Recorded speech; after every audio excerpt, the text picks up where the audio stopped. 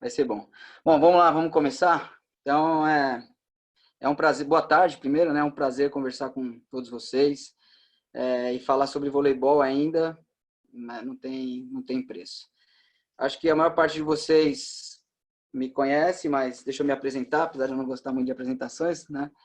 Sou o Duda, eu trabalho com voleibol aí há um bom tempo. Sou formado em Educação Física, me formei em 98 pela Unicastelo.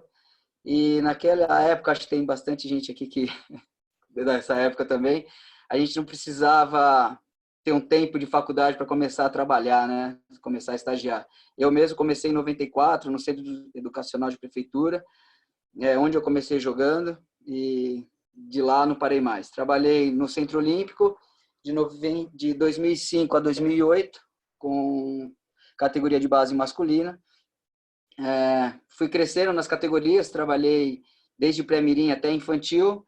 Em 2008 para 2009, eu me transferi para o antigo Finaz Osasco, né, o time de Osasco. Fiquei lá por 8 temporadas e depois tive a oportunidade de ingressar no voleibol de alto rendimento adulto. E aí fiquei duas temporadas e meia no Minas Tênis. E a última temporada, quer dizer, a última essa, né, que acabou por conta do corona aí, dessa pandemia, acabou sendo cancelada, pelo menos a gente conseguiu acabar aí o primeiro e o segundo turno. Eu trabalho, melhor dizendo, no Curitiba Vôlei. Tá? Então, uma apresentação rápida e vamos começar os trabalhos. Vou pedir para vocês, eu vou falar basicamente o que eu preparei para passar para vocês aí, e no final eu leio as perguntas, a gente vai para as perguntas que eu acho que dá para ter uma continuidade melhor e eu não perco muito o raciocínio das coisas. Já vou começar me desculpando um pouco, porque eu não sou especialista aí da tecnologia. E uma outra coisa, se sair uma outra besteira aí, por favor, me desculpem, tá? Porque às vezes alguém, um linguajar de quadra, ele acaba escapando um pouco. Bom, falar sobre voleibol feminino, de alto rendimento, de excelência. Eu fico muito à vontade para falar disso, porque eu meio que transitei por diversas, não vou falar de níveis só, mas de categorias, desde a base até o adulto, mas com times na base que eram times de menor expressão, times na base com grande expressão, times no adulto com uma grande expressão, time mediano no adulto. Então acho que a gente vai conseguir trocar aí uma boa ideia. Eu vou tentar colocar uma linha do tempo para dizer desde uma escolha de elenco até uma preparação de um treino, de uma sessão de treino, né, de uma unidade de treino. Eu acho que aí a gente consegue falar bem. Eu vou passar algumas coisas, talvez algumas fiquem um pouco mais rápido, mas eu acho que no voleibol aqui, a linguajar, a gente acaba sempre se ajustando bem. Vamos começar então por uma formação de equipe. Eu vejo duas formas diferentes. Primeiro, você é o técnico e você consegue formar a sua equipe. Isso pode acontecer como? Você é contratado antes da equipe ser contratada, ou você está numa segunda temporada, numa sequência, aí você tem um poder de escolha e aí você já consegue pensar, eu preciso de atletas com essas características para que a gente consiga ter um estilo de jogo dessa forma. A outra forma, você não faz parte da contratação, você chega e a equipe está formada, né, é o seu primeiro ano na instituição, por exemplo, você veio para o lugar de alguém, seja ela qual a razão, você já tem uma equipe lá com as jogadoras específicas. E aí, como eu vou montar o meu estilo de jogo? Então, a ideia, o técnico, ele tem que ser muito maleável quanto a isso. Eu tenho que saber trabalhar com aquele estilo de jogo que eu gosto mais e trabalhar de uma outra forma, caso aquele grupo que eu tenha não seja o ideal nas suas características físicas, técnicas, táticas, para poder ir naquele caminho. Então, para mim, uma ordem é muito clara. Qual equipe eu tenho na mão? Quais as características dessas jogadoras para que eu monte uma forma de jogo? se você for falar com a boa parte dos técnicos, lógico que eles têm as suas preferências, eu também tenho as minhas, vocês têm as de vocês. Eu gosto de jogar mais rápido, eu gosto de jogar mais cadenciado, eu gosto de fazer um jogo muito pelo centro, eu gosto de ter sempre 4 atacantes, 3 atacantes, mas isso passa muito pelo grupo que você tem. É claro que, e aí eu vou começar a dar alguns exemplos que só falar não fica tão legal. Dar alguns exemplos de lugares que eu passei e como a gente conseguiu fazer isso, né? Então, como eu disse já anteriormente, eu fiquei 8 temporadas trabalhando no que era Finaz Osasco, depois o Bradesco, né? Esportes e Educação.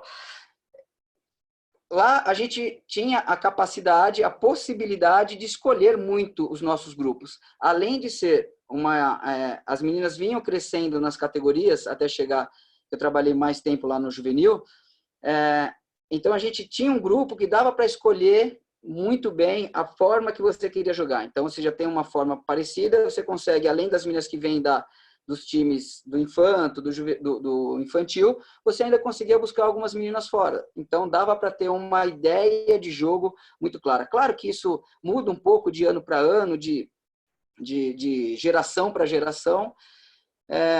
No Minas, na primeira temporada que eu trabalhei lá com o Stefano, que eu trabalhei de assistente, a gente chegou e já tinham algumas jogadoras, chegaram outras jogadoras no meio do caminho, mas era uma equipe formada. Então, a gente tinha uma forma, uma ideia de jogo que a gente quis colocar.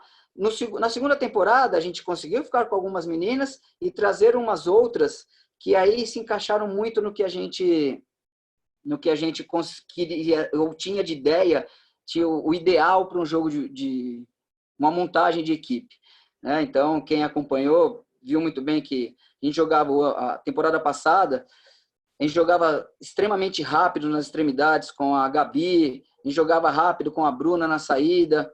A Natália, que ataca uma bola um pouco mais cadenciada, mesmo assim a gente conseguiu jogar muito rápido com a Natália, com a Carol na China, Mara no centro. Então, é uma característica um pouco diferente. Nessa última temporada, né, que teoricamente a gente estaria numa temporada agora, no time de Curitiba, quando eu cheguei, nós tínhamos algumas meninas, né, já contratadas, e foram chegando outras, e a gente conseguiu contratar mais algumas durante o campeonato.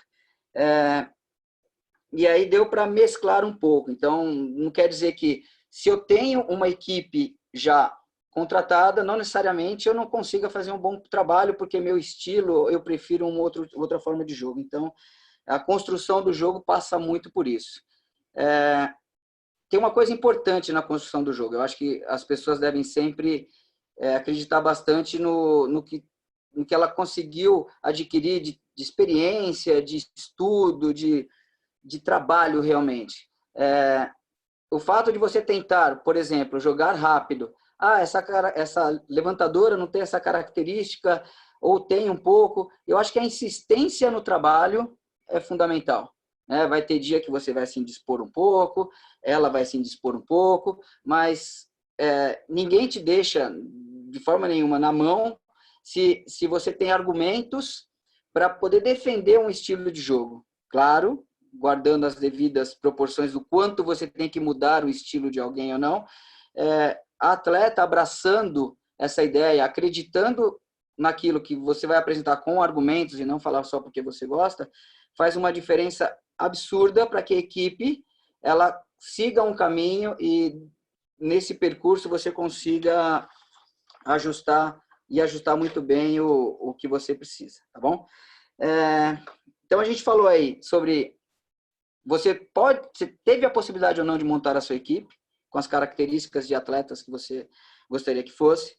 Você construiu um estilo de jogo com aquele grupo que você tem, isso na sua cabeça até antes de começar a treinar, e aí você tem que planejar, você tem que ter uma ideia. Com esse grupo que eu tenho na mão, onde eu quero chegar?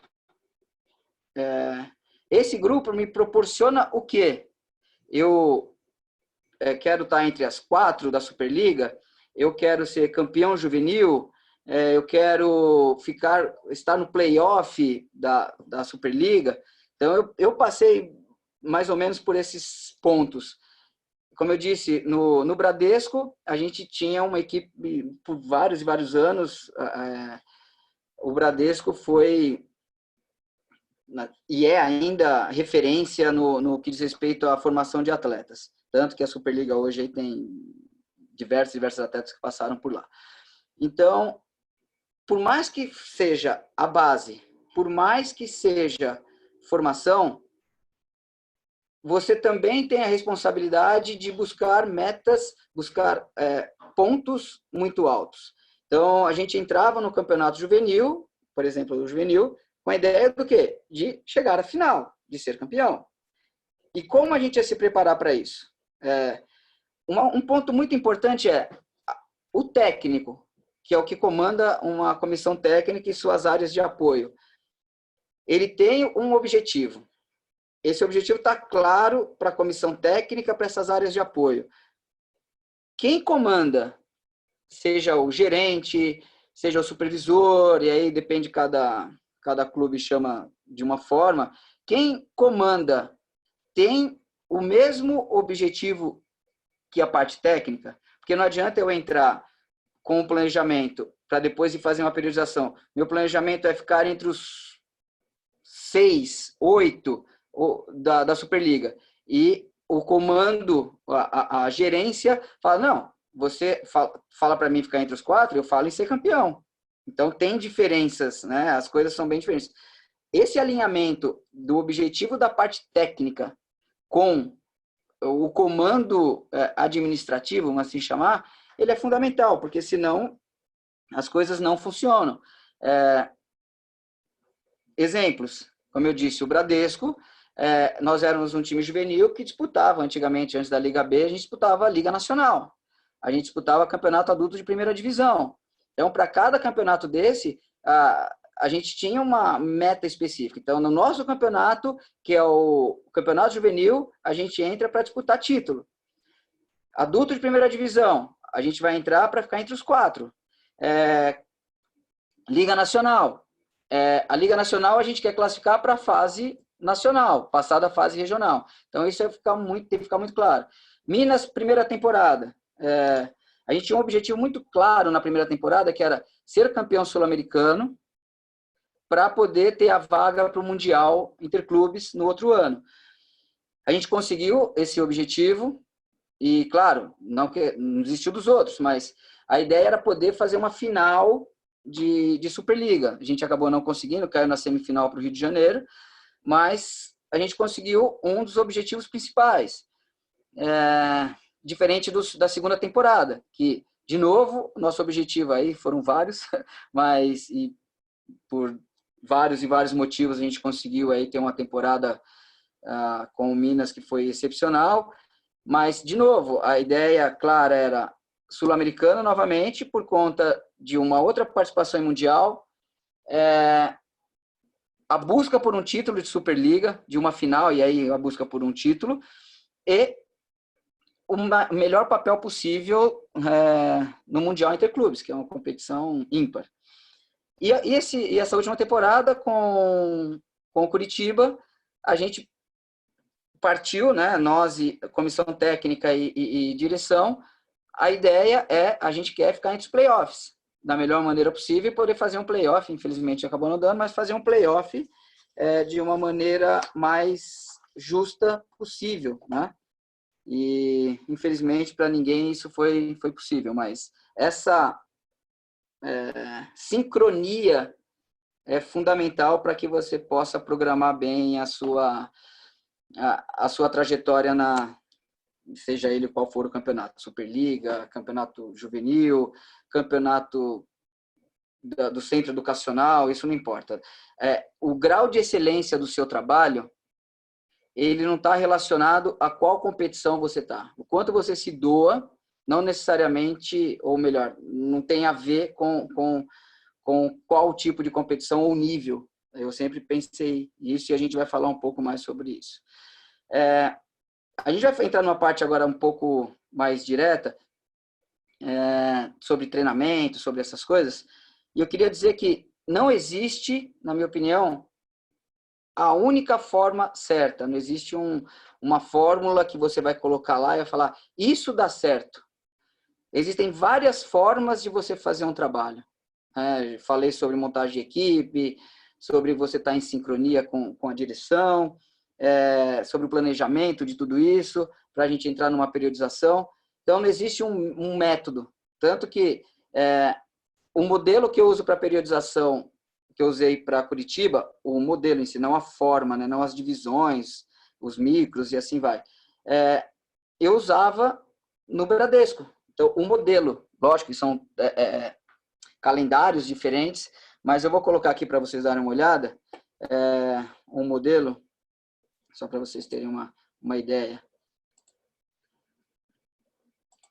Aí vocês me falem se vocês estão conseguindo ver isso aqui. Então, isso aqui é um planejamento Superliga, que é uma periodização, e aqui me diz todas as semanas, não necessariamente vocês precisam entender profundamente o que é, porque mas isso aqui é um dos primeiros controles, quando a gente faz um calendário sobre quais competições, onde eu estou, o que eu estou treinando, e assim por diante. Com o Stefano, no Minas, a gente usava uma periodização com um modelo diferente, mas com um trabalho muito próximo do que está aqui, né? Mas com lógico, com um layout, porque o layout aqui pouco importa, é diferente, mas o importante é que você saiba onde você está, final da temporada, o que você vai querer aqui, onde eu quero chegar. Então, não é uma coisa tão importante o modelo, ou como eu vou rabiscar isso, mas é fundamental que você tenha isso, né? Que você entenda que dentro do seu campeonato, do seu torneio, que ele pode ser de 3 meses, 6 meses, 4, 5, que você saiba muito bem onde você está. Para que, se tiver que serem feitas correções no meio do caminho, você está muito mais amparado para poder se ajustar de uma maneira melhor. Por exemplo, vou falar um pouquinho vou colocar de novo para vocês aqui, e aí dá para dar uns exemplos um pouco melhores. Então, vamos lá. Isso aqui é a periodização que foi feita com o Curitiba. Então, a nossa preocupação era o quê?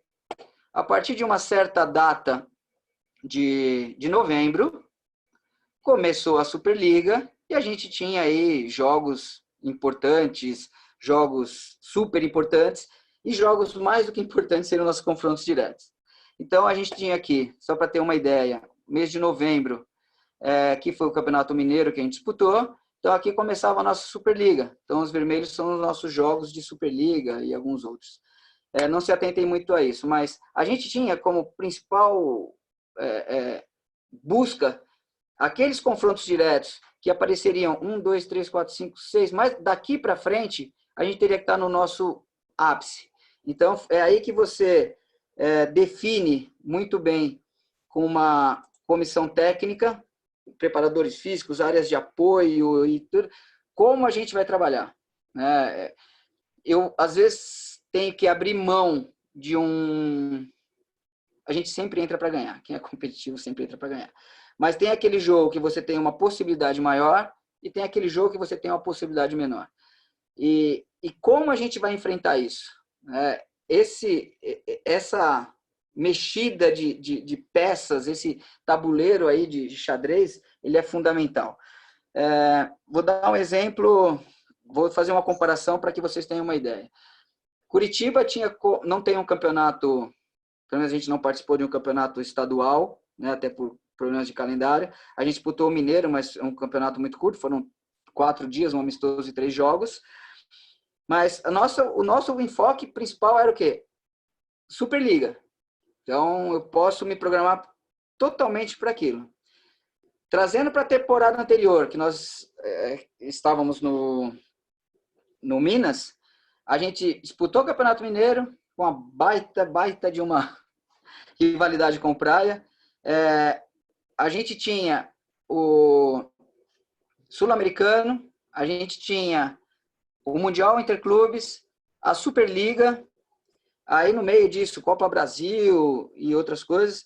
Então, você pega um planejamento, uma periodização, uma montagem de calendário mais complexa do que a gente teve em Curitiba. Mas quanto mais complexa for, quer dizer que você mais está brigando aí entre os melhores, para chegar nas finais das competições.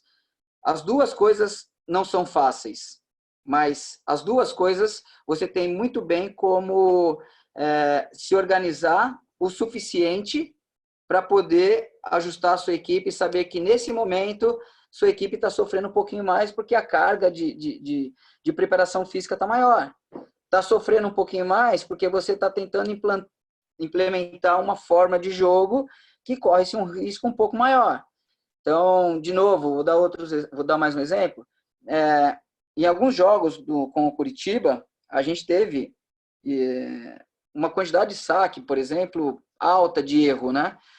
Mas a gente precisava forçar, porque com o adversário que a gente estava jogando, simplesmente passar a bola, então eu vou para dar exemplo de novo, foram 10 erros.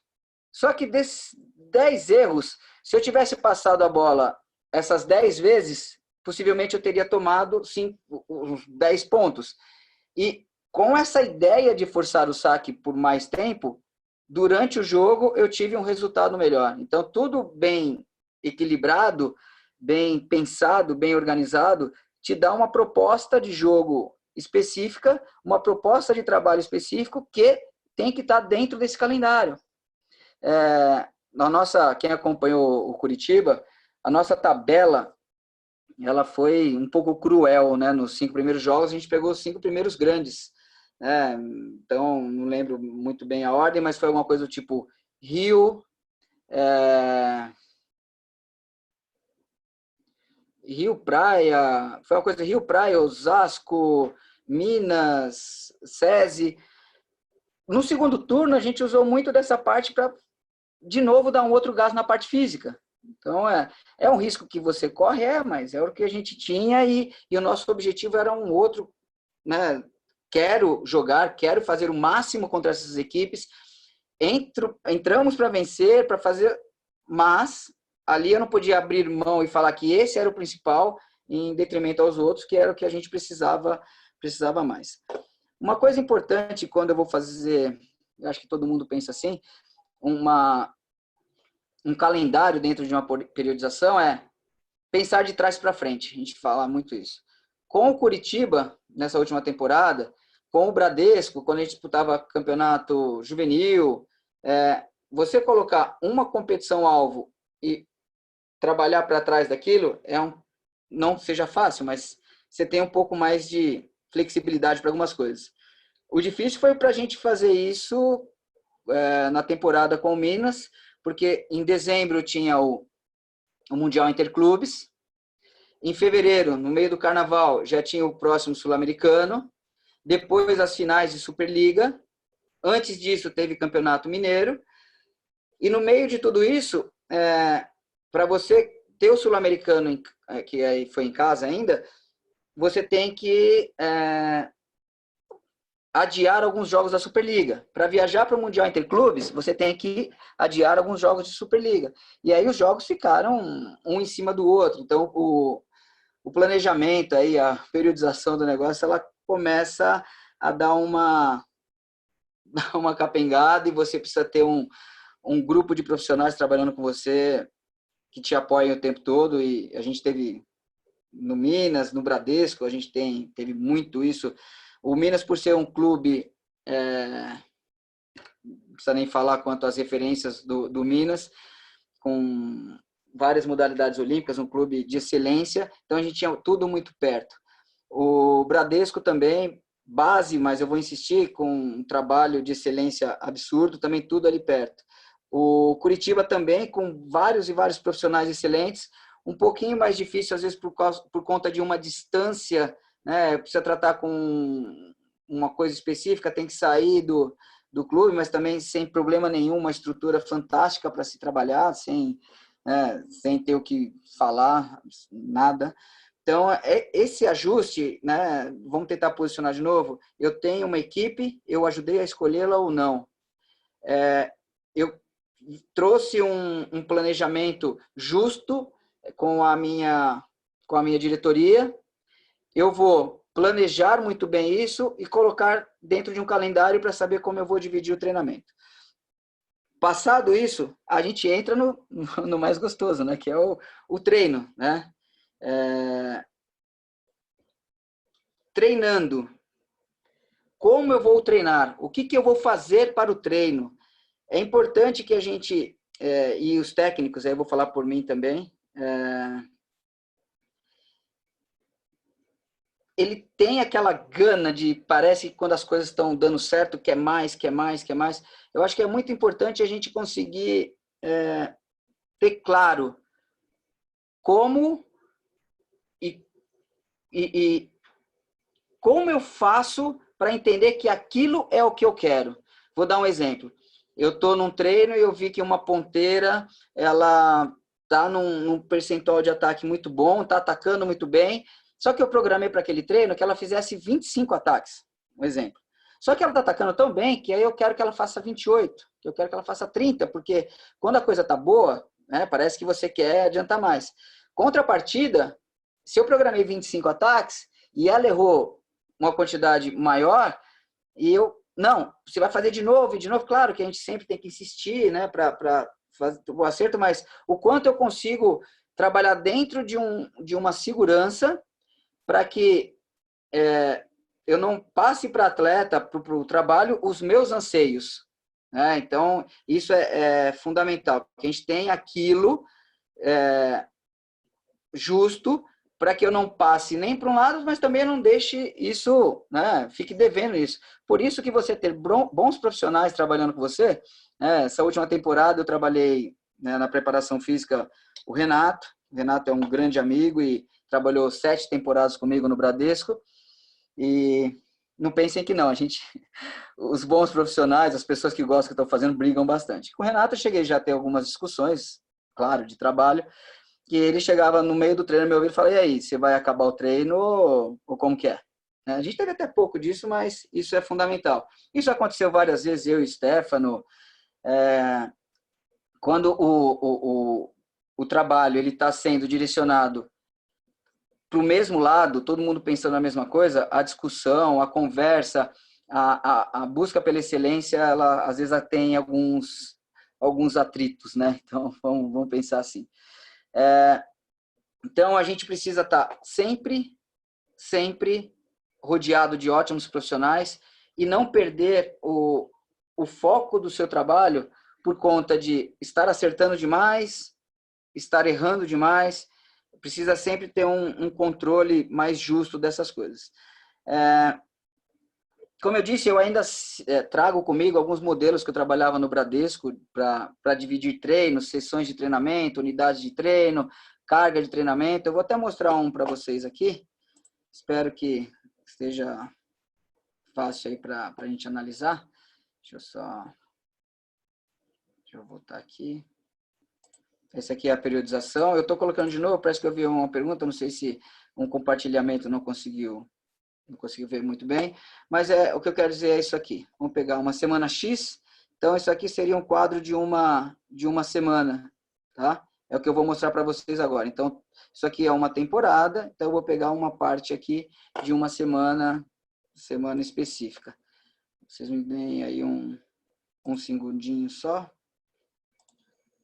Aí dá para... Vamos lá. Espero que vocês possam ver. Então, entrando, só para que não se atentem a algumas outras coisas, mas isso é uma divisão de semana, dos dias, segunda-feira, terça-feira, quarta, quinta. Como vocês vão fazer isso? É importante que vocês tenham o controle. Então, teve treino técnico, físico, e aí aqui algumas áreas de teórico, a gente chama de vídeo, tático, preventivo, e aí as valências que a gente vai trabalhar na parte física, sempre junto com o preparador físico, parte técnica, parte tática, o que vai trabalhar e como a gente vai trabalhar isso. E aí, dentro disso aqui, você tem eu peguei uma unidade de treino. Então, você tem uma unidade no treino, dependendo do período que você está, como você está, você tem... Aqui, por exemplo, eu estava fazendo um treino, isso é um treino técnico da manhã, então, para que tenha uma ideia. Então, as jogadoras ia fazer recepção na paralela e vai rodando uma parte primeiro de aquecimento, depois de diagonal, depois para outro grupo uma outra coisa. Então, essa aqui é uma ideia. E aí você vem, né, durante os dias aí da semana, você vem crescendo nos treinamentos. Isso é muito importante para que você possa depois analisar o que você fez, como você fez e se aquilo deu resultado. Existe, eu gosto de dividir muito a unidade de treino, a semana de treinamento. Você se programa dentro daquele calendário, dentro daquela periodização que você tem, e você faz sua semana de treinamento. Dentro da sua semana de treinamento, cada unidade ela é tão importante quanto a escolha da equipe lá atrás. Porque às vezes você coloca que você quer jogar rápido, que você tem um grupo que quer jogar rápido, e aí na unidade de treino, no terceiro erro, na combinação de uma recepção com um levantamento, de um levantamento com um ataque, você já começa a pedir para que essa bola mude a característica, porque você quer ver acerto. E essa insistência, essa busca pela excelência daquilo que você acredita, que a equipe concordou com você que acredita, que a sua comissão acreditou nisso, é fundamental para que você ajuste o seu trabalho. Da mesma forma, aquilo está saindo, o que você quis, e saindo na quantidade e na qualidade que você buscou, não faça mais, não é? Quero 1000 ataques agora. Né? Principalmente, vou dar outro exemplo, a gente estava com um grupo em Curitiba extremamente enxuto, né? E por várias vezes a gente quis, né, treinar mais, buscar um pouco mais, só que a gente pensa, esse grupo tem que durar por muito tempo. A gente tem aí um grupo enxuto demais que se a gente se lesiona uma, duas no meio do caminho, a gente tá meio sem as pernas, né? Então, o trabalho, aí volto a frisar a importância do grupo de treinamento, né? Não só dos jogadores, mas da comissão que você trabalha. Ter pessoas que você confia que tá no vídeo, você está recebendo o melhor vídeo. Tá numa reunião técnica decidindo como vai fazer, você está dando as melhores opiniões, o máximo que você pode dar. Tá na parte física, você está lá falando também de excelência de trabalho. Então, é fundamental que isso ocorra.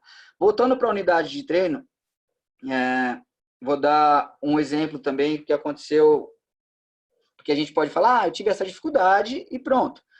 Com o Curitiba, eu acho que, não sei se quem conseguiu acompanhar, nós tínhamos, para o começo da temporada, 2 levantadoras. Uma delas, a Mariana Galon, que já era da casa, e nós contratamos a Maria Alejandra, a levantadora colombiana, da seleção colombiana, que jogou a outra temporada anterior no São Caetano. Nós já sabíamos que a Alejandra só chegaria depois do Sul-Americano, então ela tinha uma disputa de Pan-Americano e depois no Sul-Americano. Só que no meio do caminho, a Mariana Galon, infelizmente, aconteceu de ter um problema no coração e não podia mais praticar atividade de alto rendimento. E a Maria Alejandra, ela já ia chegar depois e ela teve uma fratura no dedo no Pan-Americano e depois jogou o Sul-Americano e teve que fazer uma cirurgia. Então, atrasou o trabalho dela em 6 semanas. Atraso, né? Já ia chegar depois, atrasou mais 6 semanas. E aí você vem com uma ideia de voltando, né, como eu estava falando, escolha de elenco, estilo de jogo. Nosso time era um time mediano, que buscava ali ficar entre os 8, então a gente precisa correr riscos, a gente precisa jogar mais rápido, a gente precisa sacar mais forte, a gente precisa isso, só que a gente não, por um bom período, de preparação, que não precisa nem falar daqui da importância, todos vocês sabem, a gente não teve o principal da armação do jogo. Mas o que aconteceu? A gente vai se virar e vai dar um jeito. Então, o quanto a gente teve que ajustar unidades de treino para que as atacantes, as passadoras tivessem a possibilidade de poder se ajustar para aquilo quando as levantadoras chegassem, né? Então, isso é um exemplo só do que a gente pode planejar, pode periodizar, pode pegar o calendário, colocar lá, mas no meio do caminho talvez a gente tenha aí algumas coisas que, se você tiver bem ajustado com o seu planejamento, com as cargas do seu treinamento, que aí é uma história mais longa do entrar em carga de treinamento, você consegue se ajustar e passar, não com facilidade, mas com menos dificuldade para alguns problemas que sempre vão aparecer no meio do caminho. Tá? De novo, sobre a unidade de treino. Eu não vou entrar aqui no mérito de deve-se se treinar recepção, levantamento com ataque, vou treinar um complexo de ataque, vou treinar um K1, K2. Não vou entrar nesses méritos, é até um papo mais para frente no que a gente vai ter de curso, né? Depois eu vou falar com vocês sobre isso. Mas a forma que você for treinar, você precisa ter ela muito clara.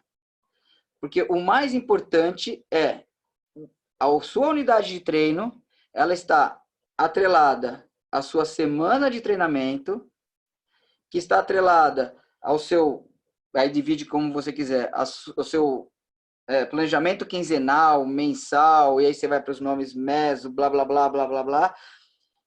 É importante que tudo esteja ligado. Se você der um treino e no treino seguinte você consegue cobrar coisas do treino anterior, que eu falo cobrar coisas não só do acerto, mas você entendeu o que a gente fez ontem, porque está ligado com o que a gente vai fazer hoje.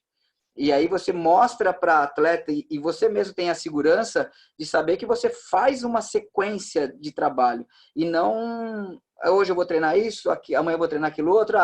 Eu fui jogar e meu time, nesse jogo ele não passou, então eu vou passar no próximo treino 4 horas de recepção. Eu acho isso meio esquisito, né? Talvez o seu planejamento para trás ali, o quanto você se programou e o que você treinou, talvez não tenha sido o tão correto. Então, o mais importante é o que eu vou treinar? O que está programado para treinar?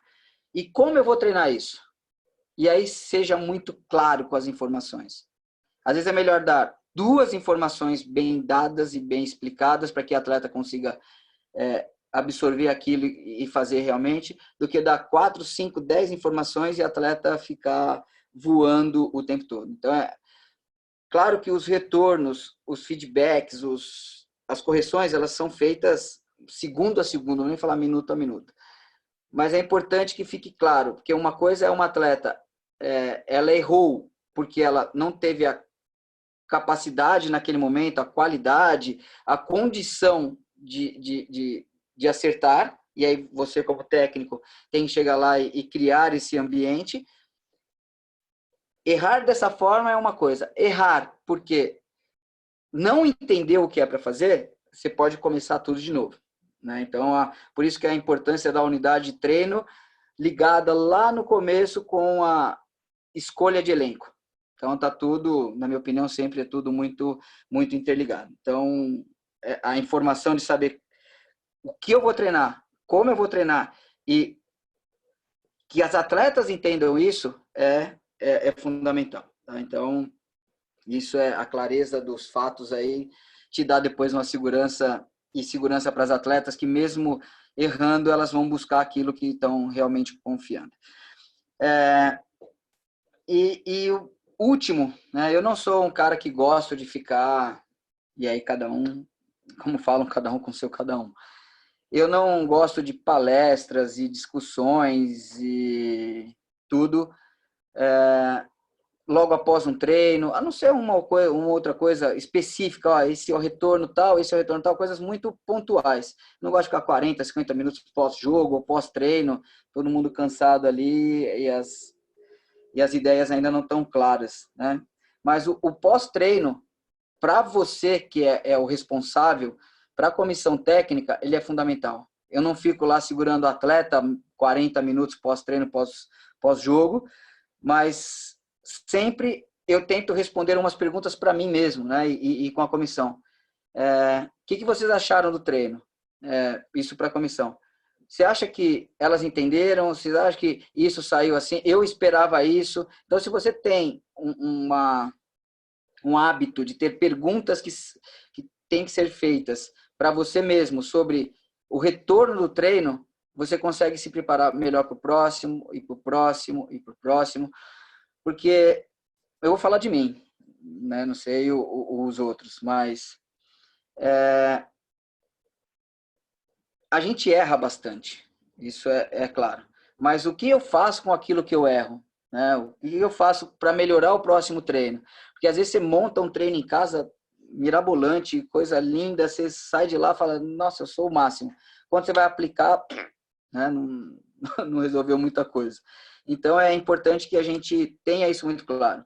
Você se autoavaliar ao final de cada sessão, de cada unidade de treino, para saber que aquilo que você fez alcançou o que você queria, ou porque às vezes não alcançar também te traz mais experiência, te traz mais bagagem para você continuar fazendo as coisas. Então, é importante que você tenha depois muito claro esse pós-unidade de treino, o que eu fiz, como fiz, e aí as perguntas, cada um monta as dele, né? Elas entenderam, elas executaram, e não tentem só pensar isso só no visual, né? A gente teve, em Curitiba, a gente fez bastante isso, a gente filmava muitos treinos, fazia scout de treino, para depois você chegar em casa e assistir. Eu falo sempre que o trabalho dentro de quadra é 1h30, 2, com bola, mais 1 hora, sei lá quanto, de manhã, né? O Peu até falou um pouco melhor sobre essas divisões de treino, o que se passa, vai treinar recepção, vai treinar defesa com recepção de intercalada de o masculino muito mais, né, de float com viagem. Então eu não vou entrar muito no mérito do que está treinando, mas o mais importante é como foi o treino, independente do que eu escolhi passar, o que eu fiz e o que elas entenderam e o que saiu de tudo isso. E aí pode ser por scout, pode ser por uma conversa rápida com comissão, pode ser por anotações. A gente tinha um menino lá que, até para controle de carga, uma coisa ótima de Curitiba, né? Disponibilizavam para a gente pessoas da universidade. Então, o Luiz era um cara que ficava anotando para a gente lá saltos e parecia um trabalho maçante, chato, mas para nós era fundamental. Né? Você ter os meninos que ajudavam a gente no treino, os polacões lá ajudavam a gente, até eles dentro da quadra, dando esse retorno, cara, eu tô ali do lado da menina e ela não tá... Então, esse pós-treino aí, eu acho que é um segredo para você conseguir cortar caminho e ter uns resultados bem, bem legais. Então, só para dar uma linha do tempo lá desde a escolha até a unidade de treino, eu sei que é um pouco rápido, porque daqui a pouco a gente também tem que encerrar, mas eu acho que é uma coisa que a gente pode pensar bastante. E por último, né, a gente treina para jogar. A questão da preparação, falar um pouco da preparação para o jogo, né, e aprendi bastante com isso com o Stefano, né, mas também aprendi bastante quando trabalhava na base, com todos os profissionais que eu trabalhei lá, eu estava no juvenil e gostava de conversar, dar um exemplo, com a Ana, que era técnica do Mirim, do pré-Mirim. Gostava de falar, quando era do infantil, gostava de falar com o Biro, que era o técnico do juvenil, então, do infanto. Então, essa troca, ela é muito boa para você ir aprendendo e montar a sua forma de preparar uma equipe para jogo. De novo, não existe uma receita. Existe o que você acredita, o que todo mundo acredita junto e quanto você trabalha e tem segurança para isso. Né? Mas, claro que a gente tem algumas ferramentas que a gente usa. Como eu preparava a equipe para jogo? Então, eu vou falar dessa forma, que aí fica um pouco mais direto para entendimento. De novo, Com o Curitiba ficou um pouco mais tranquilo, porque, tudo bem, às vezes 2 jogos na semana fica meio complicado, com viagem, com essas coisas, mas dava um pouquinho mais chegado. Quando a gente estava no Minas, preparar para jogo era um pouco complicado, né? Que às vezes a gente tinha, principalmente quando teve que pegar os jogos que foram adiados e colocar tudo no mesmo período, ele era meio complicado. Mas, de qualquer forma, eu gosto de trabalhar dessa forma, né? Não é um modelo certo, mas tem o dia do jogo, eu tenho um dia anterior ao jogo. Para mim, o dia mais importante é esse. Não é nem só o dia anterior ao jogo, é esse aqui. E se eu tenho 4 dias de trabalho, contando o dia de jogo, eu acho que seria o meu ideal. Então, eu gosto de preparar um dia do sistema, nosso sistema defensivo contra o ofensivo deles. E aí, por diversos, só vou mostrar alguns números para vocês. Contra a rede 3, no outro dia contra a rede 2, no último dia, alguns detalhes dessas duas coisas e sempre trabalhando em final dos treinos aqui, os side-outs específicos, fazendo às vezes 2 redes aqui, às vezes 3, dependendo como estão as meninas, como você tem de descanso, depende muito do seu calendário, periodização, planejamento. E no dia de jogo, acho que é o convencional para todo mundo, a questão do saque passe, às vezes eu gosto quando jogo fora, os exercícios de aquecimento com defesa e levantamento, gosto de fazer um trabalho com a levantadora específico de levantamento, com bolas perfeitas, positivas e quebradas. Então, isso depende muito de quantos dias você tem, mas essa para mim seria o ideal, né? Você poder trabalhar, eu gosto de dividir o trabalho das redes de 3 e 2, do side-out adversário. Só que, por exemplo, se você jogou na terça e tem um jogo na sexta, vai dar uma folga na quarta, é possível que quinta você tenha que fazer a rede 3 e já encaminhar uma de 2. Ou na quinta, você tem que viajar de manhã, você está meio cansado, você faz um mix de algumas coisas. E, claro, à medida que o campeonato vai passando, você já jogou, é uma segunda, terceira vez, sempre você vai ajustando com o que você tem. Eu gosto muito de passar sempre vídeos mais curtos, muito mais específicos. Então, contra uma rede 3, contra uma rede 2. Gosto de passar para as levantadoras qual é a ação do bloqueio de central adversário e das extremidades, para poder montar uma estratégia de saída de jogo e de saída de contra-ataque. Então, é mais ou menos isso, que não foge muito, acho que, dos outros, mas a ideia que eu tenho é sempre um máximo de intensidade, máximo próximo da situação real de jogo, ao invés de ficar por muito tempo, com volume muito grande, né? Como eu estou falando aqui, acho que estou falando coisas que vocês realmente já sabem, mas a ideia é muito pouco, veloz, intenso e o mais importante, que entenda. O mais importante é isso, que a gente consiga entender. Claro que a gente estuda como saca o adversário, treina isso, como que é o bloqueio de quem está te pegando contra a rede 3, rede 2, isso aí é bem claro. Eu vou colocar para vocês aqui como eu falei, não existe uma regra, isso é o que a gente usava para estudar adversário.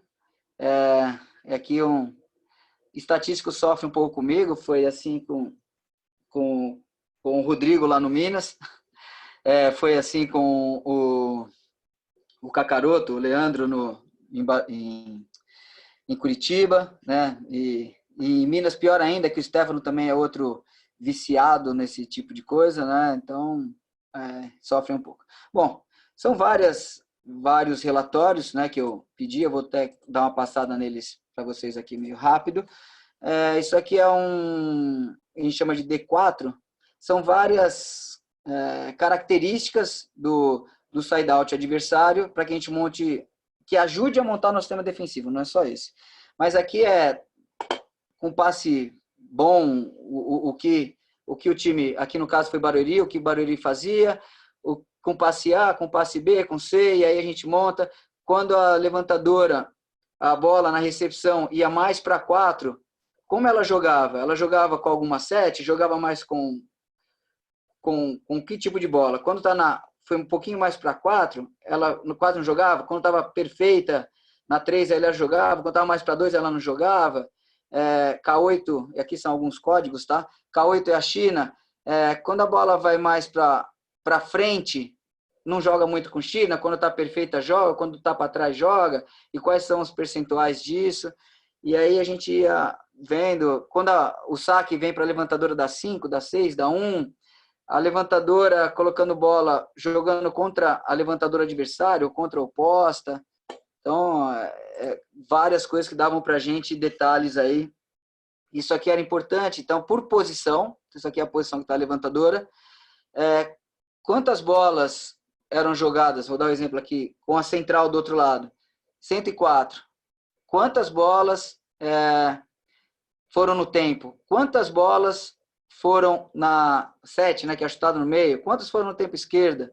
Isso para as redes de 3, P1, P6, P5. E aí, quando chega na rede 2, de 75 bolas, jogou uma bola só no tempo, sem percentual.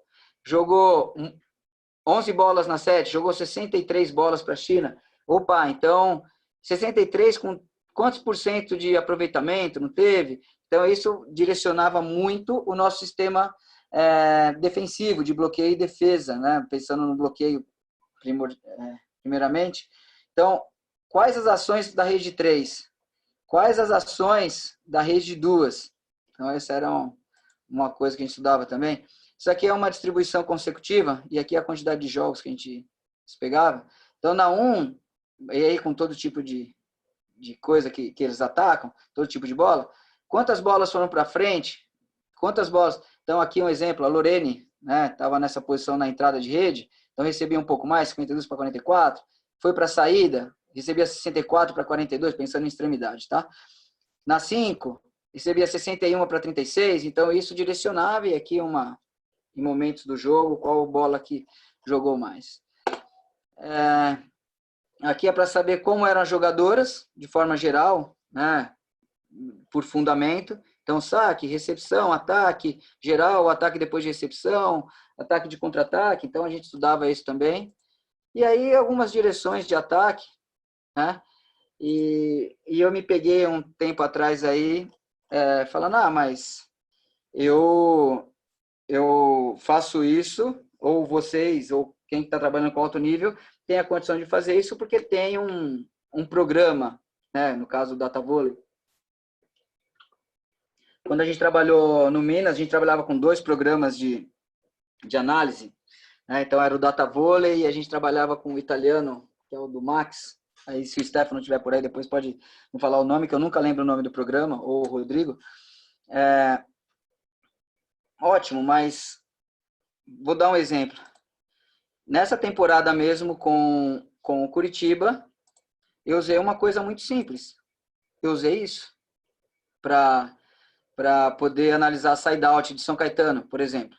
Então, vamos ver aqui. Então, tá lá, São Caetano na posição 1. Isso aqui foi uma legenda que eu criei para o PowerPoint para tipo de recepção, onde eu vou sacar. Então, aqui eu tinha a Sonali, Natália e a Líbero passando, as 3, onde eu vou sacar mais. Quantas bolas essa recebeu, quantas essa recebeu, para onde atacou, onde a Domingas atacava mais. Então, não necessariamente eu preciso ter, e aí, P6, P5, P4, e aí passa para as bolas de China, bola de fundo. Então, não necessariamente eu preciso ter o programa para o negócio funcionar. Então, mas eu sou técnico de uma equipe de base e não dá para fazer. Não, dá sim, dá. A gente consegue fazer a partir do momento que você tem isso. Você pode ter isso num programa, ou você pode ter isso porque você foi lá e rabiscou realmente. Eu fui técnico, tive o privilégio de ser técnico da seleção paulista, disputar Campeonato Brasileiro de Seleções por alguns anos, e lembro muito bem, a gente não tinha programa nenhum, né?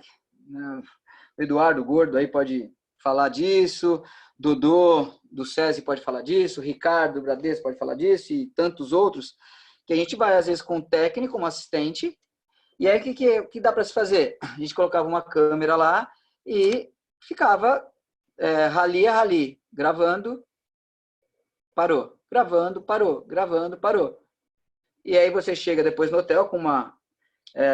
o Stefano me respondeu aqui, que é o Vôlei Studio. É isso mesmo, Stefano, obrigado. E a gente ficava take a take ali gravando, chegava depois do último jogo, sei lá, 10, 11 horas da noite, ia ter treino ou alguma coisa a gente conseguia fazer no outro dia, ia lá, dividia pastinhas P1 até P6 do side-out, P1 até P6 do breakpoint, abria todos os vídeos, os pedacinhos e ficava jogando videozinho para a pasta. E no outro dia você conseguia passar para as meninas de qualquer forma. Então, dá para se fazer, dá para se controlar bem, dá para poder dar a maior informação. Trabalho com excelência não necessariamente é só, não posso falar, recurso. O recurso ajuda e ajuda muito. Pode-se ganhar muito tempo com isso, mas não é que falar que não dá para fazer, dá para fazer realmente. Então, voltando ao jogo, a gente passava tudo isso, dia de jogo, geralmente aquele saque-passe, a gente brincava até o suja-roupa de manhã, né? Saque-passe, vai para o jogo, né? Nunca gostei de preleções muito longas também, sempre foi muito, todo mundo sabe o que tem que fazer, nós já trabalhamos, vamos lá, e claro, um outro jogo merece uma atenção especial. E eu também, como entrei, não sou muito de pós-jogo, ficar conversando, a não ser que tenha alguma coisa muito específica, porque eu acho que as análises elas têm que ser feitas um pouco mais com a cabeça fria, assistir o jogo de novo. Eu sou um viciado quanto a acabou o jogo, chego em casa e vou assistir, né, para poder ver até como eu me saí, como eu fui. Eu acho que isso você conseguir se avaliar também talvez mais importante que só avaliar a equipe, né? Porque se você, isso é uma opinião minha, se você tem que mudar o seu planejamento porque o seu time perdeu ou o seu time ganhou, exemplo eu vou dar a folga porque meu time ganhou, é só prêmio. Ou se meu time perde, vai ter final de semana. Eu não sou muito a favor disso, sou muito a favor do... Você planejou? Se deu uma coisa errada, talvez você tenha que mudar alguma coisa nos seus próximos treinos. E não só dar treino a mais. Eu penso muito isso, de você estar guardada, claro, algumas devidas situações. Mas eu sou muito mais para esse ponto. Então, da escolha de elenco até, passando bem rápido, até uma unidade de treino e uma sessão, como se faz uma preparação de jogo, eu trabalho mais ou menos nesse sentido, tá bom? Obrigado aí por ter falado e falado pra caramba. Agora a gente vai abrir aí, vou dar umas olhadas, já chegaram algumas perguntas. Vou começar a dar uma olhada aqui no que o pessoal está perguntando e vou tentar responder o maior número de coisas possíveis, tá? Deixa eu dar uma olhadinha aqui. Boa tarde, boa tarde.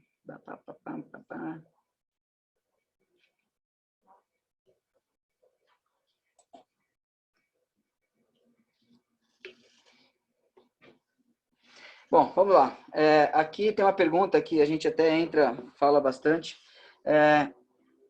Pergunta do Rodrigo. Rodrigo trabalhou comigo no Bradesco, Rodrigo Vitorino. Qual o principal ponto de apoio na montagem e planejamento e desenvolvimento da temporada? No trabalho específico da psicologia, quais são as buscas do técnico, orientações para essa área de apoio? Vamos lá. Eu sou, de novo, suspeito um pouco por falar da psicologia, porque eu trabalhei muito tempo no Bradesco e a Marisa, que é a responsável pela psicologia lá, e eu tive a grande sorte de todas as equipes que eu tinha, ela foi a psicóloga, sempre me dei muito bem e a gente trabalhou muito em sintonia. Então, ela meio que já me conhecia muito bem e para trabalhar isso junto com a equipe ficava muito fácil. A minha opinião é que as coisas que elas são feitas e estão diretamente relacionadas ao trabalho, elas são ótimas. O que eu não gosto muito, e aí seja psicologia, seja qualquer outra coisa, a temporada toda não foi feito, por exemplo, um vídeo com não sei quem, falando, pegando uma parte emocional e jogando lá em cima. Eu vou falar alguns termos aqui, que eu não sou psicólogo, talvez eu erre, tá? Deixando a menina muito tensa ou muito relaxada. Se isso é feito durante a temporada e para atleta, no momento decisivo, isso também não vai causar um transtorno, eu acho válido demais que isso seja feito. O que eu não gosto muito são as surpresas. Amanhã a gente tem um jogo decisivo, então a gente vai trazer vídeo da família toda falando do não sei do que. Eu não sei o quanto isso, se não é uma coisa que as meninas estão preparadas, o quanto isso pode fazer passar um pouco do ponto, né? Pode dar certo? Pode, claro, não estou falando que não, mas acho que são coisas que, se o trabalho tiver inserido no percurso todo, de novo, planejamento, o calendário, a periodização, as sessões, as semanas de treino, as unidades de treino, semana, eu acho que é extremamente válido, Rodrigo. Qual o valor ideal do saque errado por ace no feminino? Então, aqui é uma pergunta do Júlio Lanzelotti. Qual o valor ideal do saque errado por ace no feminino? Cara, o ideal eu acho que não existe. O ideal seria forçar o máximo e errar nada. Brincadeira à parte, mas para minha equipe, eu colocava muito contra as equipes mais fortes, é uma coisa que a gente usou até no Minas como uma referência, acho que cada um pode criar a sua. Se eu tiver 50% de aces da quantidade dos erros, eu estou dentro. O que eu quero dizer? Eu errei 10 saques, mas eu fiz 5 aces. Para mim, no que eu tinha com Curitiba, era um valor legal. Eu conseguia trabalhar muito bem com isso. Se o meu jogo era contra um adversário que eu não necessitava tanto, porque o meu volume, a minha intensidade de bloqueio, conhecendo a levantadora do outro time, e aí eu tirava um pouquinho o pé. Então, isso eu acho que vai variar um pouco de adversário para adversário. Pelo menos eu trabalho dessa forma. Talvez alguns tenham até um número ideal, mas o meu número ideal para os jogos que eu precisava de um saque mais forte, eu fazia 50% aí do número de erros. Tá? Velho bom controle de carga, Sidney falando, lá de Barueri. Ótimo. A relação técnico-preparador físico para carga de treinamento é fundamental. A pergunta por aqui.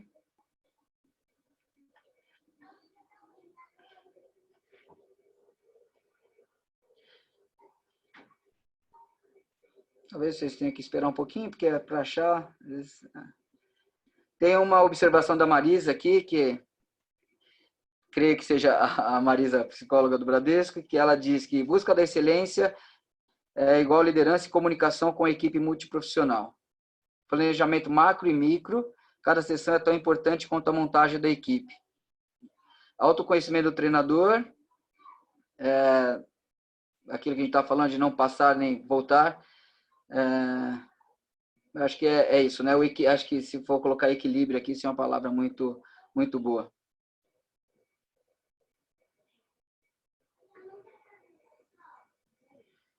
Bom, tem uma pergunta aqui que eu acho que fica legal, Thaís Allen. Para dar um exemplo de treino mostrando a diferença entre treinos nas partes diferentes da periodização, a base específica e competitiva. Como você muda a periodização se você não chega nas metas do período? Vamos lá. O que você quer para a sua equipe? Então, vou dar um exemplo. Eu quero que a minha equipe ataque rápido. Para atacar rápido, eu tenho que ter uma levantadora que tenha uma precisão maior. Para ela ter uma precisão maior, eu vou precisar que a minha recepção, os meus apoios de bola, eles sejam numa condição de perfeito e positivo, numa quantidade alta. Então, eu vou investir demais no meu trabalho de recepção e controle de bola na fase preparatória, para que na fase competitiva eu consiga dar a condição para a levantadora e aí sim treinar muito mais o ajuste da bola do levantamento com o ataque. Por que mais próximo da parte competitiva? Porque aí a intensidade do treino, a quantidade de saltos, porque você imagina chegar numa fase perto da fase competitiva e não conseguir ter uma bola em quantidade suficiente na mão para treinar aquilo que eu quero com o objetivo para o próximo jogo, que é uma bola mais acelerada, com uma qualidade maior. Aí, o treino de ataque, que poderia ter 20 ataques de uma ponteira, por exemplo, por uma falta de qualidade lá de trás, de um apoio de bola, eu tenho que fazer 40 ataques. E aí, essa atleta machuca, eu não tenho atleta, não tenho levantamento, não tenho nada. Então, está muito mais, se for colocar uma relação de volume e intensidade, sim, mas o quanto você consegue em cada sessão, vou insistir nisso, ser exato naquilo que você quer. Então, aqui eu não estou preocupado nesse momento, na preparação, que a bola da levantadora seja tão alta. Estou preocupado que a recepção para a levantadora seja tal coisa. Não, estou preocupado nessa sessão que o levantamento seja, por exemplo, para jogar com velocidade, se eu tenho a ponta das antenas, que a minha bola de perfeito e positivo não passe muito acima das antenas, e sim passe entre a antena e o bordo superior. E aí são as relações que você vai colocar para poder ajustar a coisa da melhor maneira possível. Então, está muito intensidade, volume, mas está muito no que você cobra, a qualidade do que você cobra para poder montar e chegar lá com as ferramentas para você poder usar. Espero ter respondido.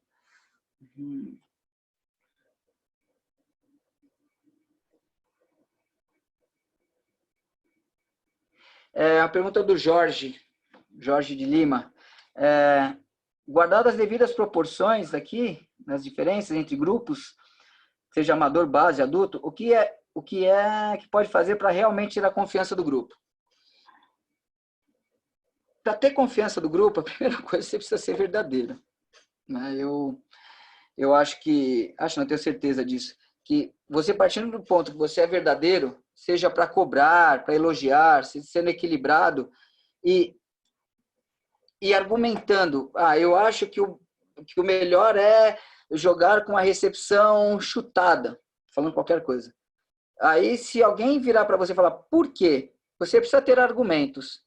E segundo, você precisa gostar que você foi questionado, porque a partir do momento que você tem argumento, você ser questionado não é um problema.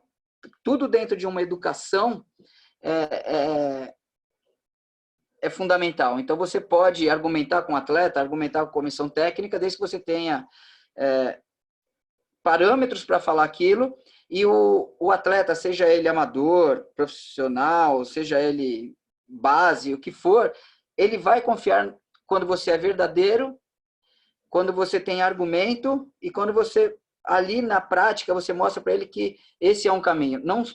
Talvez não seja o único, mas é o caminho que todo mundo tem que escolher junto. Acho que isso aí é fundamental.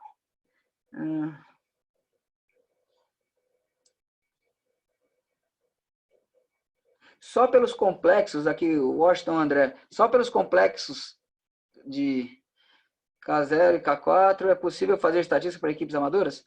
Eu acho que a estatística para equipe amadora, ou para qualquer equipe, dá para fazer de qualquer forma. O que eu quero dizer? Você vai fazer por complexo? Dá. O importante é o quanto você está disposto a pegar uma câmerazinha e colocar lá para filmar, ter alguém que vá anotando isso. E o mais importante não é fazer isso uma vez, é fazer isso, fazer, até para medir o quanto você está se desenvolvendo, a sua equipe está desenvolvendo, não desenvolveu, tá? Eu acho que independe de ser amador, do complexo, acho que dá para você, mas tem que ser um exercício constante, tem que ser uma coisa constante. Ó, são 3h10, acho que mais 10 minutinhos aqui a gente consegue ainda bater um papo, tá bom?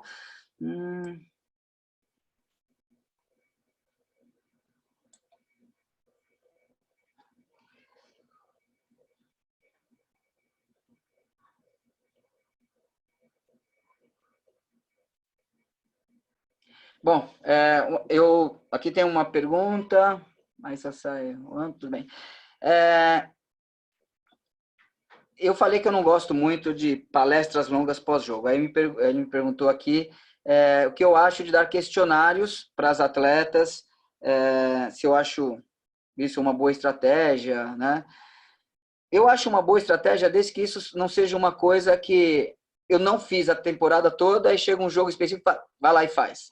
Né? Parece que, por que está fazendo hoje? Eu acho que tudo é válido desde que seja parte do seu planejamento, parte da sua rotina de treinamento. Eu acho que é uma estratégia boa que dá para fazer bem aí, dá para fazer bem se você, se as atletas e você acreditam nisso e realmente não seja uma primeira vez. Se tem aquilo, se tem como comparar, se tem como ajustar, tem que ser parte integrante do trabalho, tá? Deixa eu ver.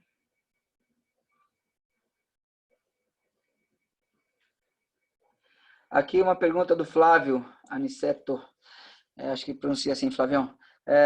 Diferença de montagem do treino do Minas, aí ele colocou até para Barueri, aqui acho que ele quis colocar Curitiba, mas tudo bem. Relação à qualidade das atletas. Cara, a gente na última temporada que eu fiquei com o Minas, a gente tinha na primeira também, tinha um grupo de atletas muito qualificados, né? Eu acho que... colocou aqui embaixo, Barueri, não, Curitiba. Eu acho que a grande diferença é o quanto você precisa ter o controle, você, de não ter que repetir, para saber que aquilo é o que você quer daquela atleta. Vou dar um exemplo. Pega a Gabizinha. A Gabi, né, o Stefano depois pode falar aí, a gente ficava até meio pé da vida, porque tinha treino que ela, né, fazia ali, né? Gabi, eu preciso disso. Precisa disso? Vou e faço. Né? Então, é um atleta ímpar para um monte de coisa. Mas o que eu quero da Gabizinha? Quando ela for treinar recepção, o parâmetro para Gabizinha é 70% de perfeito positivo. Se eu for treinar a Sabrina, que foi uma atleta que fez a transição aí de oposta para ponteira com a gente essa temporada, no primeiro treino eu vou pedir X%, outro X%. Então é o que ela pode me entregar, né? E aí, passado um determinado período, o Flávio, e aí posso responder para os outros, a sua montagem de treino ela já está muito relacionada ao que você exige da sua equipe. Né? Claro, você sempre vai querer lá em cima, mas hoje eu tenho condição de ter uma equipe passando a 70? Não, eu não tenho. Eu tenho uma condição de uma equipe passando entre 40 e 50. Então ela vai ter que atacar um pouco mais. Então minha levantadora vai ter que fazer uma outra coisa. Então aí a montagem já consegue ser um pouquinho mais equilibrada, tá bom?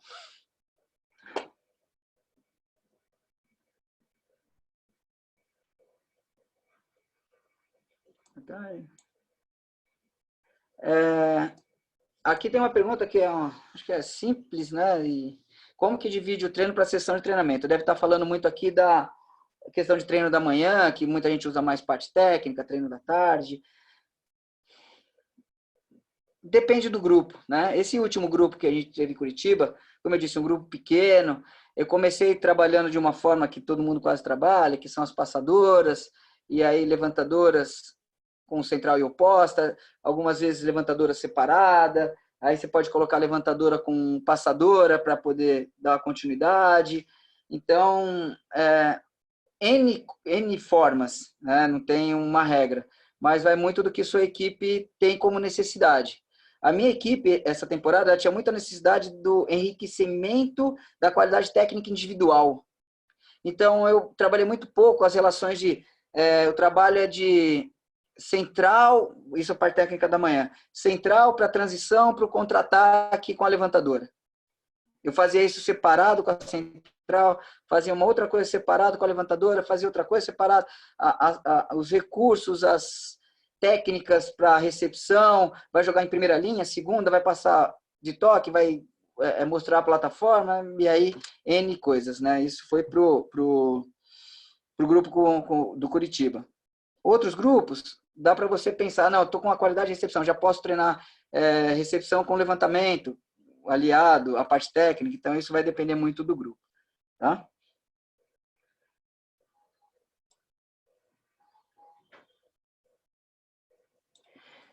Quando se disputa mais de uma... Léo, deve ser, não sei se é o Portaleone aqui, mas quando se disputa mais de uma competição, sendo um alvo e outra suporte, como fazer para dividir atletas estarão em cada uma delas? Vou te falar que os grupos que eu trabalhei até hoje, a gente não tinha a quantidade de atletas para poder dividir. É muito mais no controle diário. o controle de carga, o quanto, não, você não vai treinar de manhã hoje, você vai fazer um trabalho X, você salta menos, outro salta mais. Não tinha, sei lá, uma possibilidade de ter 20 atletas inscritas treinando para poder, hoje as ponteiras X e Y não treinam para treinar Z e H, não tive, era muito mais o controle fino eu lembro que com o Stefano a gente falava, ei, hoje essa não pode treinar, aquela não pode. Curitiba aconteceu a mesma coisa. Então a gente tinha muito mais controle diário das condições de carga como tá, isso para um campeonato muito, né, justo. Então não dava muito, porque a gente não tinha quantidade para poder fazer uma escolha diferente, tá bom? Vocês me desculpem, porque uma ou outra pergunta eu vou ter que pular, tá? Mas que bom que tem tanta gente aqui.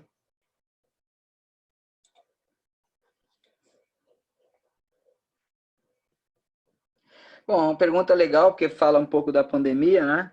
O Vinícius perguntando como será o retorno das meninas nessa periodização? Porque ela deve ser acelerada, pelo que ocorreu ou não. Primeiro a gente precisa ter o calendário, né? A competição começa a tal período, vai até tal, né? Para que a gente tenha, as mesmas vão se reapresentar quando, para fazer como. É diferente o calendário, por exemplo, da Superliga, que teoricamente só vai ser em novembro que vai começar. Então, o que atrapalhou foi o final, foram os playoffs e não lá na frente, né? Então, acho que atrapalhou, não para a próxima, atrapalhou nessa. Com a base, por exemplo, que eu sempre trabalhei muito tempo com a base, o campeonato vai começar em abril, então isso vai ter que atrasar. Então vai ser tudo a questão do calendário da federação específica para saber como a gente como vai dar para fazer um planejamento em cima disso, mas vai dar.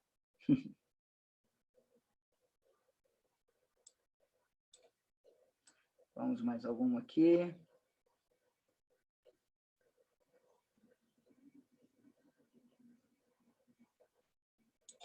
Bom, Leandro, estava falando aqui que seria importante falar sobre valor de cada atleta, né, velocidade, acerto, direcionamento de saque. A gente treinou um bom período em Curitiba por setor e com radar, né? Diferente do masculino, que tirando aí a Polina, tirando uma ou outra atleta que tem uma viagem um pouquinho, a Bruno Honório, que tem uma viagem que faz um pouco de efeito. No feminino são muitos flutuantes, né? Muitos floats. A gente pega a menina sacando float aí a 68, 70, alguns saques de mais isso, 73, né? O importante é você achar o equilíbrio dentro da sua equipe. Então, você tem 6, 7 atletas, 8 que mais participam do jogo, aquelas que você sempre usa no final, elas terem o parâmetro de, olha, vai aí, pode arriscar. Vou dar o exemplo, a gente tinha a Yasmin, que ela sacava, né, que a gente chama do kamikaze, né, e precisava, e ajudou a gente por muitas vezes, ela já sacou mais de 75 por hora em jogo, né? Então, a relação você precisa estabelecer em treinos, dia a dia. Então, e com as informações. Essa bola vai para a diagonal, você tem um pouquinho mais de espaço, acelera um pouco mais. Então, eu vou para colocar um número, um sonho de consumo aí, que a sua equipe consiga ter um saque controlado. O que eu falo controlado? Com a quantidade de erros não muito absurda, sacando acima de 65, 62, né, você consegue aí causar um estrago legal no adversário. Né? Se tendo esse parâmetro de 60 para cima no float ali no feminino, bem ajustadinho, bem rente à rede, eu acho que dá para causar um problema aí. Continuando aqui.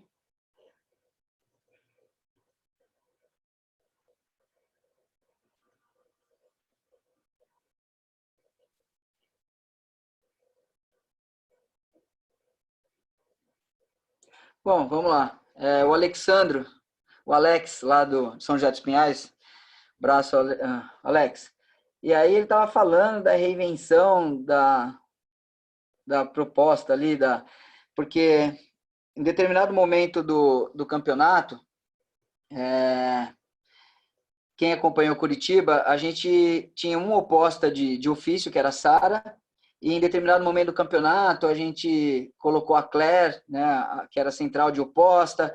Quando eu fazia umas inversões, eu tinha que fazer com uma central. Às vezes eu fazia com uma ponteira oposta, e aí dava para jogar convencional, mas aconteceu muito na nossa posição 1, a gente jogava ali se fosse uma central, né, entrou para inversão, para o break, elas viraram, a gente tem que fazer o nosso side-out. E aí eu já cheguei a trabalhar muito, exemplo que ele deu aqui na P1, de a menina que está na posição 4, que seria a oposta, ela foi para uma chutada no meio, a central vai para um tempo costas, e fica uma bola aberta na saída. Era o que eu tinha para trabalhar e vou insistir. Você conhecendo o seu grupo, você tendo argumento para poder fazer uma coisa, eu acho que acaba sendo até uma arma, né? A gente se prendeu muito, à medida que o tempo passou, de jogar de uma certa forma, né? Tem que jogar assim, as pessoas jogam assim, é assim que dá certo. Vou insistir que não existe uma forma, existem formas de jogar. Você tem um grupo, você escolheu ou não o seu grupo, você planejou, você fez o dia a dia, você deu importância para a sua unidade de treino. Sendo assim, você consegue fazer essas, vamos chamar um pouco de loucura, Alex, que a gente fazia, tá? São muitas e muitas perguntas aqui, eu não vou conseguir dar conta de tudo, mas daqui a pouquinho eu vou ter que encerrar, mas vamos a mais algumas aqui.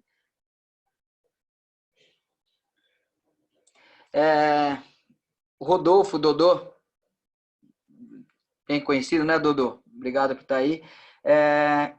Ele me pergunta como eu penso a mudança de algum gesto ineficiente em um atleta adulto. É sabido que quanto mais adulta, quanto mais velha, vamos assim chamar, mais difícil é você conseguir trocar alguns vícios, algumas coisas. Mas não é impossível. O primeiro ponto é, a atleta tem que estar muito afim de experimentar. Segundo ponto é, você ser insistente o suficiente para que aquilo mude. Não sei o quanto vai mudar, em algumas muda um pouco mais, em outras um pouco menos, mas eu acho que cabe investir sim, se você vê naquilo uma melhora, se a atleta vê naquilo uma melhora, se ela sabe que aquilo para a carreira dela vai ser uma coisa boa. Eu acho que é um trabalho conjunto das duas partes, né? A atleta não desistir e você não desistir da atleta, porque você também vai ter muita dificuldade para fazer isso, tá?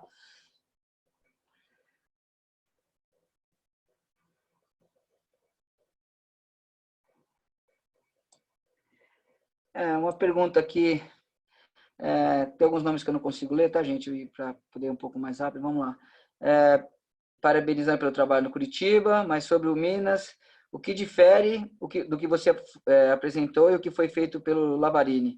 Me parece que o vôlei é muito semelhante em todos os lugares hoje. Eu acabei de falar um pouco sobre isso na pergunta do Alex, lá de São José dos Pinhais. Depende do que você tem na mão. Então, se eu estou numa rede, numa P1, como foi o exemplo que eu dei, e aí no Minas a gente tinha a Natália atacando pela 2, a Mara atacando ali pela... Isso que aconteceu mais, tá? A Mara atacando ali pela 3 e a Bruno Honório atacando lá na entrada. A gente poderia jogar o simples, né, que é uma chutada com a bola para trás, a bola na ponta, porque ainda a gente tinha a Gabizinha ali pela pipe. Em Curitiba, quando eu fazia a inversão, eu tinha que mudar. Mas aconteceu muitas vezes, até no Minas, de a gente ter que... na P5, a Carol Gataz ia para a China e a Bruna vinha para uma bola de desmico.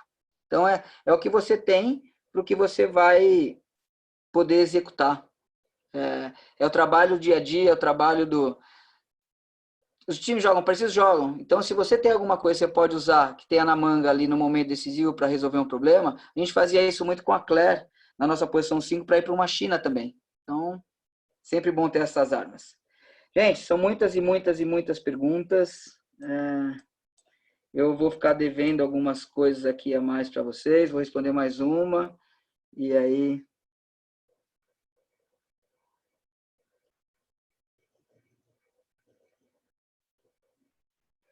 Bom, a pergunta do Fabinho aqui, de Barueri. Ô, Fábio.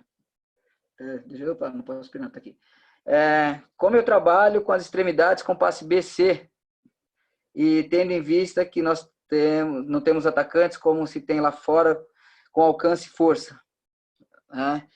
Bom, é diferente, a bola quebra e você vai empinar a bola para Igonu, eu acho que é isso que quer dizer. E você vai empinar a bola para mim, né? Com essa altura toda que eu tenho. Então, são coisas totalmente diferentes. Isso depende muito de cada atleta que você tem. Vou falar de Curitiba. Então, a nossa bola saía um pouco da rede ali, estava num B, e era com a Sabrina na ponta, a gente ainda tentava dar uma acelerada. A ideia é que a gente conseguisse evitar o máximo possível que o bloqueio adversário pudesse ter uma condição boa. Eu treinei muito durante a temporada, mesmo as bolas que saíam, você é estatístico, dá para falar mais isso, imagina uma bola ali na 8, mais ou menos, e poder inverter para as duas, e não só jogar, a bola quebrou sempre com extremidade. Isso fazia com que os nossos adversários, pelo menos, esperassem um pouquinho mais. Então, você pegaria um bloqueio um pouquinho mais escapando. Mas eu acho que uma saída é você treinar muito a levantadora para ter várias opções, você ter uma central que não desista de puxar essa bola e que acredite que a levantadora vai colocar, e dependendo da qualidade da sua qualidade física, não só técnica das suas atacantes e levantadoras, que você possa ainda assim jogar com certa velocidade. Eu acho que dá para a gente fazer isso, tá? Bom, gente, deixa eu só, antes de encerrar, eu queria falar com vocês primeiro, agradecer demais, né? E falar que no dia 1 e 5, de 1 a 5 do 6 de junho, vai ter o 5º curso internacional de vôlei. E para quem participou da aula, vocês têm um desconto de 25%. Tá? Vocês vão receber um cupom que vai estar, se não me engano, aula Duda, alguma coisa assim. Vocês vão receber logo depois que acabar. Lembrando que essa aula também, ela vai ficar aqui. Vocês vão ter o vídeo dela. Mais uma vez agradeço. Gostaria muito que vocês participassem aí do curso. Vão ser vários profissionais. Para essas aulas que a gente está dando, o Luiz já participou, parabéns ao Luiz. O Peu, um grande amigo que trabalha com masculino também. A semana que vem tem o Tauê, que vai falar de preparação física, né? Então, Feijão, né, que também faz parte desse grupo. Então, eu espero que vocês tenham gostado. Desculpa aí alguma coisa que tenha atropelado. É muito bom ver aula Duda mesmo, que está falando aqui o André, para ter o desconto. E, gente, obrigado mais uma vez. Espero ter outras oportunidades de falar com todo mundo. Vi bastante nome, não deu para falar com todos aqui, mas é meio corrido, mas muitos nomes de pessoas que eu tenho no coração que estão um pouco distante, até por essa vida corrida que a gente tem. E se precisarem, se quiserem anotar aí, vou falar o meu e-mail. Quem quiser, dudanunesvolei@gmail.com. Então, dudanunesvolei@gmail.com. Podem anotar aí, precisar de alguma coisa. Amigo Rui Silva, lá de Portugal também. Obrigado por participar. Rui Oliveira. Então, tem uns amigos aí de alguns lugares do mundo que estão no coração. Não deu para falar muito de Portugal, da palestra que eu fui dar lá, né, Rui? Mas vai ter outra possibilidade, tá bom? E, gente, obrigado. Espero ter ajudado um pouco aí e à disposição, tá? Independente da categoria, do nível, acho que buscar excelência no trabalho, no voleibol, que é aquilo que a gente ama, é o que dá o prazer pra gente, tá bom? Valeu, obrigado, galera.